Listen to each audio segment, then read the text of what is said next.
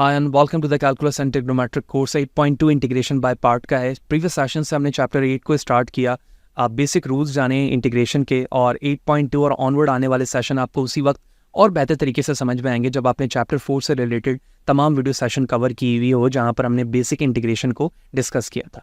8.2 के अंदर हम कुछ बेसिक रूल्स को एंड एडवांस वे जानना चाह रहे हैं ताकि हमें क्रिटिकल और टफ टाइप के जो क्वेश्चंस होते हैं उन्हें सॉल्व करने की टेक्निक्स पता चले, जिनमें से एक टेक्निक इंटीग्रेशन बाय पार्ट की है।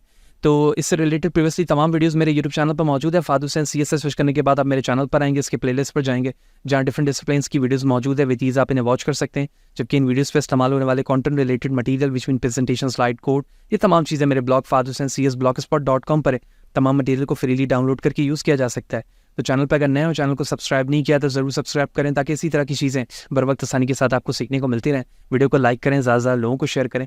अगर आप आर प्रोग्रामिंग से इंटरेस्ट रखते हैं, specially for the data science and machine learning concept, तो इस वक्त मेरा कोर्स यूडेमी पर लाइव मौजूद है, जो कि 10 घंटों से ज़्यादा टाइम ड्यूरेशन पर बेस करता है। आई एम प्रीटी श्योर कि अगर आप ये कोर्स यहाँ से मुकम्मल करते हैं so you can start your career as a data scientist and expert in any form. So the first we need to understand कि इंटीग्रेशन बाय पार्ट का कॉन्सेप्ट है क्या।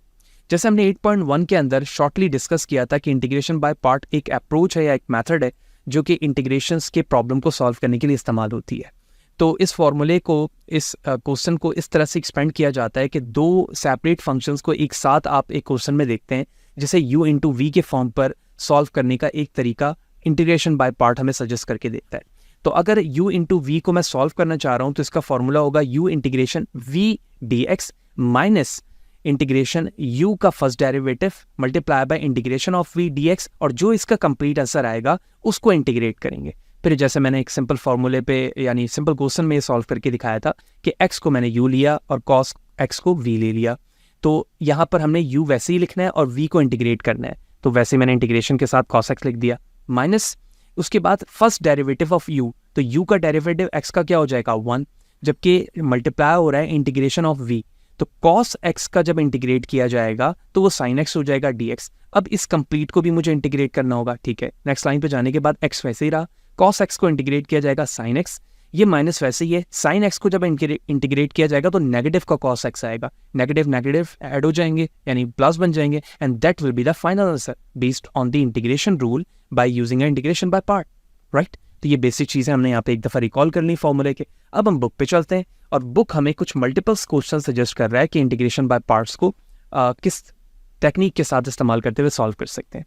So integration by part says here, so in this session you will study the important integration technique called integration by part. This technique can be applied to a wide variety of the function, in particularly useful to integrand involving product of the algebraic and transcendental functions, ठीक है। For instance algebraic जो functions होते हैं x square ax plus format, जबकि transcendental functions वो होते हैं जो नॉर्मली कांस्टेंट बिहेव कर रहे होते हैं, जैसे पाई की वैल्यूज हो गई, ठीक है, या इससे रिलेटेड फंक्शन हो गया, एक्सपोनेंशियल x फंक्शन हो गया, ठीक है, e टू पावर x हो गया। इस तरह के जो फंक्शंस होते हैं उसे हम ट्रांसेंडेंटल वैल्यूज या फिर फंक्शंस कह रहे होते हैं। इसके हवाले से भी डिफरेंसेस पे हमारी एक सेपरेट वीडियो पे बात हो चुकी है।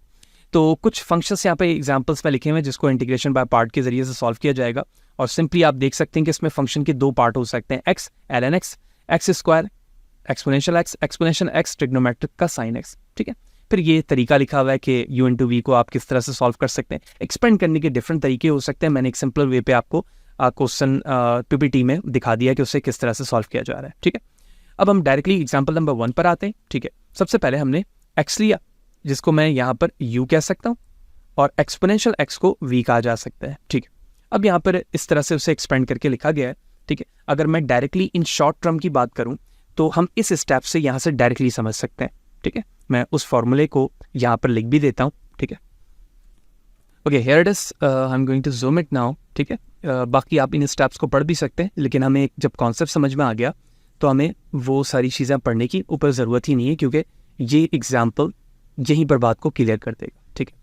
तो u इसमें x था और v को इंटीग्रेट करना है। हम जानते हैं कि जब एक्सपोनेंशियल x को इंटीग्रेट किया जाएगा तो एक्सपोनेंशियल x का डेरिवेटिव b एक्सपोनेंशियल x होता है और इंटीग्रेशन b एक्सपोनेंशियल x होता है। अगर कोई कांस्टेंट वैल्यूज रहती, जैसे 2x होता तो 2 पहले आ जाता, लेकिन यहाँ पर 1 है तो अंडरस्टूड है कि वो 1 नहीं लिखा जाएगा। तो इसकी जगह मैं एक्सपोनेंशियल x वैसे ही लिख सकता हूँ, x u की जगह वैसे ही रहा, माइनस उसके बाद u का फर्स्ट डेरिवेटिव, u यहाँ पर x है तो फर्स्ट डेरिवेटिव क्या हो जाएगा 1, ठीक है 1 वैसे ही चले हम यहाँ कंसिडर कर लेते हैं, मैं लिख लेता हूँ 1। u का इंटीग्रेशन क्या होगा भाई एक्सपोनेंशियल x, ठीक है, जबकि आउटर एरिया में यहाँ dx मौजूद है वो वैसे ही रहा। अब मुझे दोबारा से एक्सपोनेंशियल x का इंटीग्रेशन करना है, ठीक है, जैसे इंटीग्रेशन करूंगा दोबारा से क्या मिलेगा एक्सपोनेंशियल x ही मिलेगा, ये जो माइनस साइन है वो तो वैसे ही रहा, ठीक है। देखो वही चीज यहाँ पे लिखी गई है exponential x minus x and then plus c for the integration, that will be the answer. Very basic, integration के फॉर्मूले को रिकॉल किया और हमने डायरेक्टली उसको सॉल्व कर दिया, that's good. The next one x square ln x, ठीक है भाई। तो अगर हम एक्स स्क्वायर को देखें तो मैं इसे u और इसे v ले सकता हूं, ठीक है। चलें जी, डायरेक्ट हम इस पार्ट पे आ जाते हैं, यहां से बात समझना, इसके नीचे से जो पार्ट है वो हमारे लिए आसान स्टेप रहेगा, ठीक है भाई। सबसे पहले x लिखना है और v का इंटीग्रेशन करना है, ठीक है। जैसे ही हमने x लिया, ठीक है, यानी x वाले टर्म को लिया तो x का टर्म, लेकिन हमें यहाँ पर एक कॉन्सेप्ट समझना है कि मैंने इनिशियली u एक्स स्क्वायर को लिया था और v ln x को, लेकिन जब हम फॉर्मूले पे वैल्यूज पुट करना शुरू करेंगे तो हम देखेंगे कि ln x को v फॉर्म पर लेते हुए क्वेश्चन को सॉल्व करना क्रिटिकल रहेगा।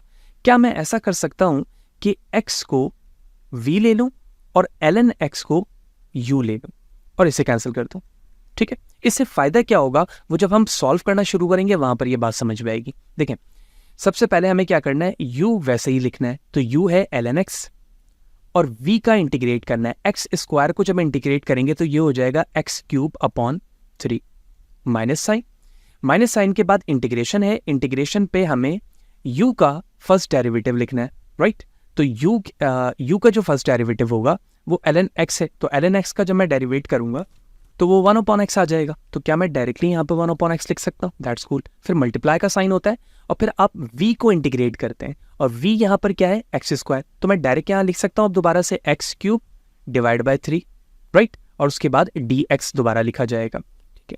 अगर हम इस चीज को सेपरेट कर लें तो ये हो गया x cube divide by 3 dot ln x minus, क्या मैं इस तरह से इसे कैंसिल कर सकता हूँ चाहूँ तो, यानी इससे कैंसिल कर सकता हूं। तो क्या यहां पर वैल्यूज अब ऐसे लिखी जा सकती है 1/3 integration of x square dx, क्योंकि क्यूब का इस x से कैंसिल हो गया। अब इससे जब मैं इंटीग्रेट करूंगा दोबारा से तो ये हो जाएगा एक्स क्यूब अपॉन 3, ठीक है। यहां पर अगर मैं लिखूं x cube divide by 3 ln x minus ये हो गया एक्स क्यूब अपॉन 3, तो एक्स क्यूब अपॉन 3 का मतलब है माइनस एक्स क्यूब, ठीक है, upon 9, 3 multiply by 3 equal to 9 plus C and that will be the your answer. Here it is, आप देखें इसको वेरीफाई कर सकते हैं। अब सवाल ये होगा या आप ये सोच रहे होंगे कि सर आपने u इंटू वी को लिखने के बाद v इंटू यू के फॉर्म पे लिखा क्यों, ठीक है। इस चीज को समझने के लिए इंटीग्रेशन बाय पार्ट हमें एक कॉन्सेप्ट देता है, उस कॉन्सेप्ट को पढ़ते हैं हम आई लेट, ठीक है, आई लेट पढ़ते हैं। क्या है ये, इस चीज को समझते हैं। Choose a u that gets simpler when you differentiate it and a v that doesn't get any more complicated when you integrate it। यानी जब आप u को और v को चूज कर रहे हो तो आपको ये प्रेफर करना है कि u उस वक्त सिंपलर होना चाहिए, ठीक है, जब आप उसको डिफरेंशिएट कर रहे हो, और v doesn't get any more complicated, यानी v जो है इतना कॉम्प्लिकेटेड ना हो जब आप उसे इंटीग्रेट कर रहे हो। और यही चीज वहां पर हो रही थी जब मैं एक्स स्क्वायर को u ले रहा था, और जैसे ही मैंने ln x को u लिया और एक्स स्क्वायर को v लिया तो क्वेश्चन को सॉल्व करना हमारे लिए आसान हो गया। तो इस चीज के लिए हमें एक रूल दिया गया जिसे हम पढ़ते हैं आई लेट। क्या कह रहा है, a helpful rule of thumb is I let, choose you based on which of these come first, यानी u को आप चूज करेंगे उस वक्त जो चीज पहले आ रही हो, यानी इनमें से जो चीज पहले आ रही होगी आप उसको u चूज कर लेंगे। सबसे पहली चीज क्या है, इनवर्स ट्रिग्नोमेट्रिक फंक्शंस, इनवर्स के जो रूल्स होते हैं वो अगर मौजूद है तो आप उसे u चूज करोगे। अगर लॉगरिथमिक है तो आप उसको क्या चूज करोगे भाई, u करोगे, ठीक है। अलजेब्रिक है तो उसको आप u कर लोगे, ट्रिग्नोमेट्रिक है तो आप उसे u कर लोगे, और एक्सपोनेंशियल है तो आप उसे u कर लोगे। लेकिन अभी अगर हम अपने क्वेश्चन को देखें तो इस वक्त क्वेश्चन में भाई एक्स स्क्वायर तो है, ठीक है, तो इसका मतलब है अलजेब्रिक था। तो अलजेब्रिक होने के बावजूद मैंने u क्यों नहीं किया, इसलिए नहीं किया क्योंकि थंब अप रूल का फर्स्ट स्टेप ये कहता है कि इनवर्स हो, चलो इनवर्स नहीं था। सेकंड क्या कहता है, लॉगरिथमिक, तो लॉग तो था ना भाई, तो लॉग होने की वजह से मैंने ln(x) को क्या चूज किया, u। अगर ln(x) नहीं होता है, यहाँ पर कुछ और वैल्यूज लिखी हुई होती तो मैं x स्क्वायर को u ही चूज करता। So that's all about the ILATE thumb up rule to understand the u into v format. और हम इस वजह से, यानी इस स्टेप को सिर्फ प्रेफर करने की वजह से आसान तरीके से अपनी कॉम्प्लेक्सिटी को अंडरस्टैंड कर सके और हमने इंटीग्रेशन बाय पार्ट के जरिए से प्रॉब्लम को सॉल्व कर लिया। Hope you understand. The third one, the final, ठीक है। हम कॉन्सेप्शनल व्यू समझ चुके हैं कैसे सॉल्व हो रहा है, ठीक है। कुछ और भी एग्जांपल्स मौजूद है, आप खुद से भी उसे सॉल्व कर सकेंगे, लेकिन फिर भी कोई मसला हो तो मुझे आप बताएंगे कमेंट पे। Example number 3, I integrated with a single term sine inverse x dx, यानी साइन इनवर्स है यहाँ पर और dx है, ठीक है। अपर एंड लोअर लिमिट यहाँ पर मौजूद है। अब यहाँ पर इंटीग्रेशन बाय पार्ट हम किस तरह से इस्तेमाल कर रहे हैं उसे हमें समझना है। देखो, अगर मैं एज्यूम करूं कि dv इक्वल टू dx है, ठीक है, तो dv इक्वल टू dx हमने जब एज्यूम किया तो v बराबर हो जाएगा इंटीग्रेशन ऑफ dx के, यानी जब मैं इसे इंटीग्रेट करूंगा इस तरह से तो ये d से ये कैंसिल हो जाएगा और प्लस c आ जाएगा। यही स्टेप यहाँ पे दिखाया जाएगा ना भाई, सिंपल x दिखाया गया, ठीक है। अगर मैं इस टर्म को u के बराबर ले लूँ तो ये हो जाएगा साइन इनवर्स x, ठीक है भाई। और इस dx को सॉल्व करने के लिए जब इसे इंटीग्रेट करूंगा मैं, यानी इसे du के रिस्पेक्ट से du अपॉन dx करूंगा तो इसकी वैल्यू ये आ जाएगी भाई, यानी u ये टर्म हो गया और du ये टर्म हो गया। तो क्या मैं इस क्वेश्चन को अब इस फॉर्मेट पे लिख सकता हूं, ठीक है ना भाई, x साइन x यानी x sine inverse minus x upon under root 1 minus x। Actually ये इंटीग्रेशन बाय पार्ट करने के बाद आ रहा है, यानी उन स्टेप्स को जो इंटीग्रेशन बाय पार्ट्स के थे उनको मैंने यूज किया और उसके बाद ये फॉर्मूले पे वैल्यूज सब्स्टिट्यूट हुई है। इंटीग्रेट किया, इंटीग्रेट करने के बाद वैल्यूज अप्लाई हुई, ठीक है, और उसके बाद फाइनली हमारा एक इंटीग्रल पार्ट आ गया, यानी एक सिंप्लीफाइड फॉर्म आ गया जहां पर हम डायरेक्टली वैल्यूज को इंटीग्रेट करके उसमें अपर लोअर लिमिट अप्लाई कर सकते हैं। वैल्यूज आई, अपर लोअर लिमिट अप्लाई किया and that is approximated values of the integration finally. अगर आप ग्राफ को देखें इसके, ठीक है, तो ये कुछ इस तरह से ग्राफ है और अपर लोअर लिमिट की जो वैल्यूज दी गई थी उस बिहाफ पर, यानी 0 to 1 जो वैल्यूज दी गई थी वो इस तरह से एक वर्टिकल स्ट्रिप बनाकर यहाँ पर दिखाया जा रहा है जो इसके इंटीग्रल पार्ट को या एरिया अंडर द कर्व को based on the this coordinates values of this function provide करके दे रहा है। तो इस तरह से हमने इंटीग्रेशन बाय पार्ट्स के कुछ क्वेश्चंस को यहाँ पर डिस्कस किया। Hope you understand. कुछ रूल भी जाना हमने, आईलेट थम अप रूल क्या है जिसके जरिए से आप इंटीग्रेशन बाय पार्ट्स को सॉल्व कर सकते हैं। Example number 4, very simple, x square dx है, ठीक है, u इंटू वी को प्रेफर कर सकते हैं हम यहाँ पर, ठीक है, आईलेट के उसी स्टेप्स के जरिए से, और उसके बाद आप उसे सॉल्व करेंगे। वेरी सिंपल, सेम लॉजिक इस्तेमाल होगी। सेक क्यूब एक्स, जिस तरह से भी हमने 10 को सॉल्व किया है उसी तरह सेक इस्तेमाल हो रहा है, ठीक है। And the last one almost of finding a centroid, ये भी इंटीग्रेशन बाय पार्ट के जरिए से सॉल्व किया जा रहा है। And this is a summary of the common integral by the integration by part formula, जिसमें पावर रूल अप्लाई हो रहा है। ये अभी हमने इस्तेमाल भी किया, जो x equal to u equal to x of n था, फिर हमने v निकाला और उसके बाद सब्स्टिट्यूशन किया था। इंटीग्रेशन पे फिर हमने u इंटू वी की सब्स्टिट्यूशंस देखी, ठीक है। तो ये वो 3 मेथड्स से जिसको हमने इंटीग्रेशन बाय पार्ट में इस्तेमाल होता हुआ देखा।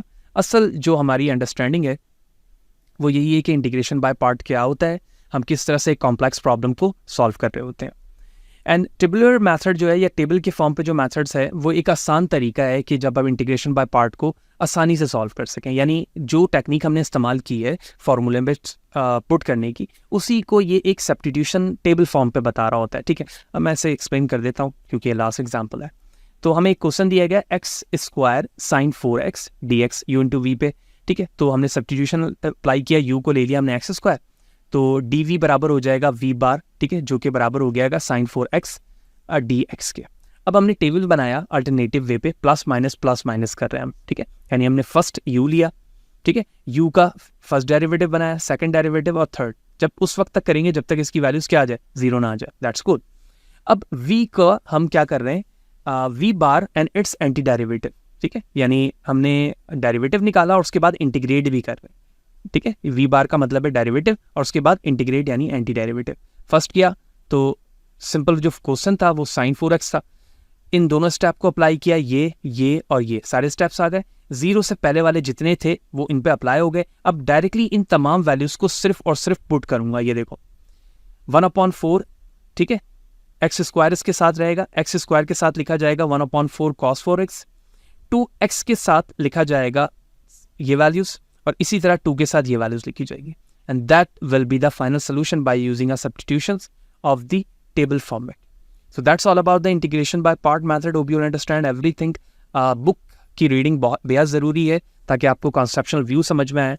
हम इंटीग्रेशंस को या उसके रूल्स को behalf of maths back understanding behind of machine learning, deep learning और AI पढ़ रहे हैं. तो लेकिन फिर भी मेरी पूरी कोशिश होती है कि हर एक स्टेप्स को मेंशन करूं ताकि लॉजिकली मैथ्स के कॉन्सेप्ट को पढ़ना समझना और इन फ्यूचर अगर वो मॉडल पे भी इस्तेमाल हो रहे हों तो उसे अंडरस्टैंड करना आपके लिए आसान हो. इसी तरह से जुड़े रहना. नेक्स्ट सेशन पे 8.3 को हम डिस्कस कर रहे होंगे. चैनल को सब्सक्राइब नहीं किया हुआ है तो ज़रूर करें ताकि ये मोटिवेशन बरकरार रहे और मैं आपके रिक्वायरमेंट के मुताबिक काम करता रहूँ. नेक्स्ट सेशन पे मिलते हैं. सी यू देयर.